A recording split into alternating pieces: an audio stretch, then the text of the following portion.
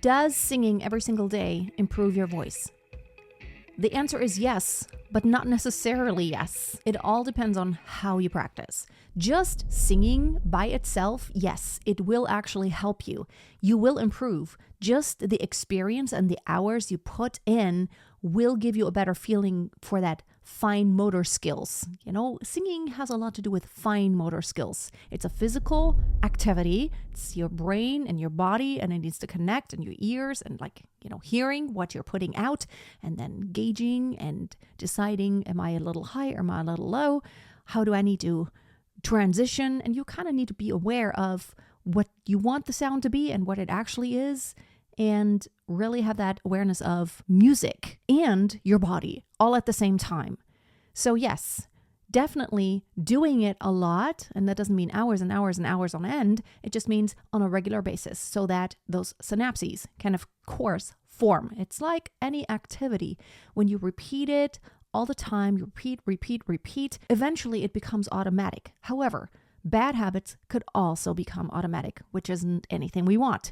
So practicing in an intentional way and still being aware of things that are not good. I think you always need to pair your daily singing with some feedback, whether that is just you recording yourself on video and watching yourself, and at the same time maybe watching some tutorials so that you educate yourself about all things singing and technique, what are good things to do, what are bad things, what causes strain and maybe damage to the vocal cords if I do it, and what is really good for long-term vocal health and stamina. When you educate yourself, you then can maybe even give yourself some feedback. Now, of course, the best is always to have someone who really is knowledgeable. It could be a professional vocal coach. It could be another singer who really knows what they're doing and who knows a little bit of background about singing, because, just the fact that that someone knows how to sing really well doesn't necessarily mean they actually know how it works. I know that from experience because I was always a good singer and I didn't know how to explain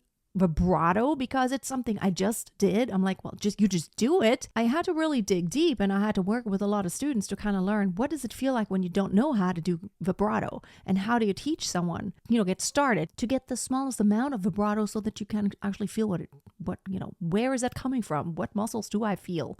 Because it's so subtle.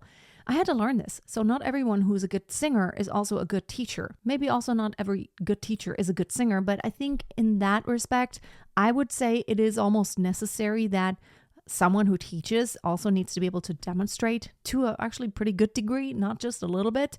If someone teaches how to belt high notes, I think they should be able to show it, because there's nothing that can substitute actually showing it. There's always, words can say a lot, just like I'm speaking a lot now. But if you see what's actually happening, if I'm saying, okay, take a deep breath and expand, and then you sing, na, na, na, na, or,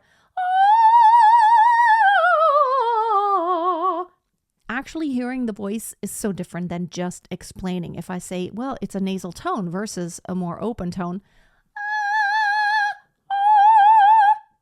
hearing and seeing the difference makes the difference. So really knowing how the voice works and how the mechanisms work is really helpful. So practicing every single day is definitely important. It's not maybe literally every single day. Maybe it's on a very regular basis. And it's almost like you use your voice every day anyway. So singing is one aspect of using your voice, but singing is very different from only speaking. But if you sing only pop, be aware of your speaking habits, because a lot of the things that we need in pop singing, we already do in our speaking. So this is my speaking range and this is my singing range. See, it's about the same. And if I'm excited, I'm so excited and I just can't hide it because I'm so excited. See how that's very close to how I'm speaking? Now, if I'm singing classically, the placement is a little bit different.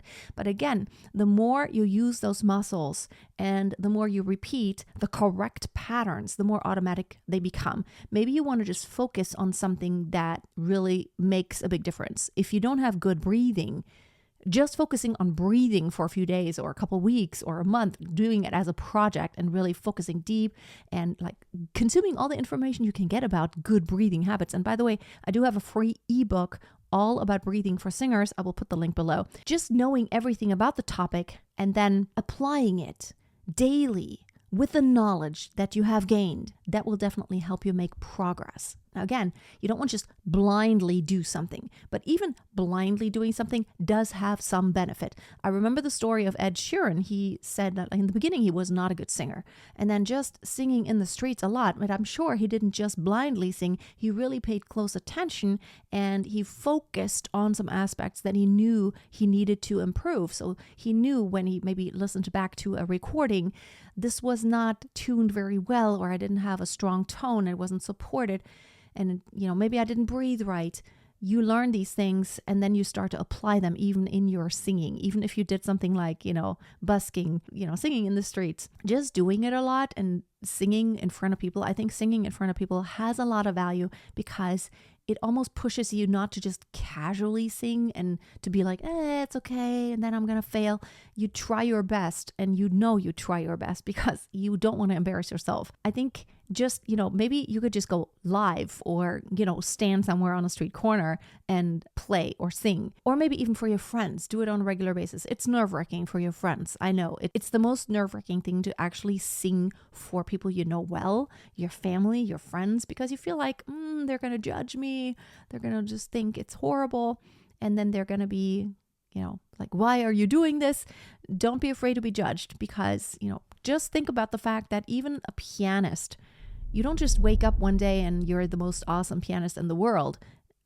You actually take lessons, you learn, you have to study it, you have to practice it a lot. You go little by little. First you start with 1 finger, 2 finger, 3 fingers, and then you are slowly incorporating all your fingers and doing more complex fingerings and, all these complex patterns and arpeggios and scales and chords and all these things. And maybe crossing hands. These are more advanced techniques, but everyone kind of understands that, if you want to learn the piano, you start with the basics and then you slowly advance. With singing, it's actually the same. You have to start at the basics. If you are at that basic level, yes, you could be born and have a really great talent and you just know how to do it because your voice is already from day one. You have a voice. Unlike a piano, you weren't born with a piano glued to your hands. So it's not anything you start doing when you're a kid or like a newborn. But newborns already use their voice. So your voice is something that like everyone kind of knows how to use their voice if they have a healthy voice. And everyone kind of starts to sing when they're even little children, and everyone, you just imitate. It's something you could just do up to a certain level. But if you were not born with this, very high level of singing skill, you can still learn it, but you're going to have to start at the basics, which is normal. Everyone understands. If you learn something new, you start with the basics and then you practice daily, but you do it intentionally and you do what is good for your voice, what is going to teach you the lesson that you need to learn right now. It's not really helpful to sing things that are really complex and crazy.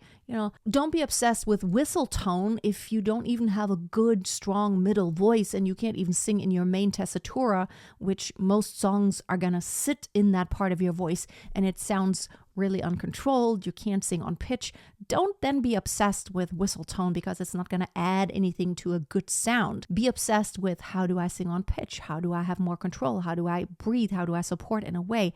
How can I have better vocal cord closure so there's not a lot of breathiness, so I'm not losing all that air? Be obsessed with that. Be obsessed with the details of sounding better. Make something easy sound really good before you advance to the really hard stuff. Just like a pianist would who's just starting out. Do something according to your level. You want to challenge yourself, but you don't want to be frustrated in the end and do something that is way out of your scope and even vocal range maybe, and then be totally just bummed and frustrated and almost wanting to give up because it's like, it just doesn't sound as great.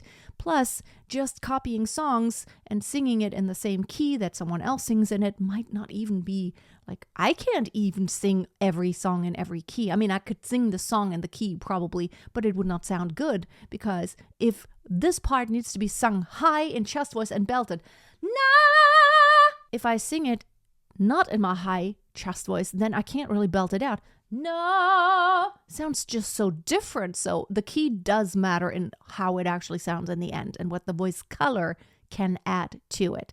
So yes, practicing every day is definitely a good thing. Be intentional and listen to your body. You don't want to kill yourself. It's like muscle growth.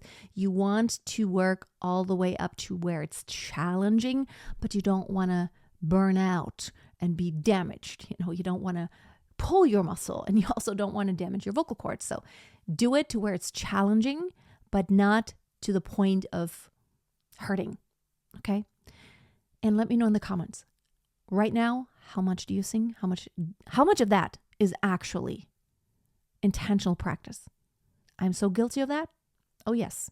I just love to sing stuff. Granted, I have a lot of years behind me of intentional practice, but I always can tell the difference when I do some more intentional practice on some songs and I really go deeper into the details and I don't just sing through because it's fun. Yes, it's fun. It always helps.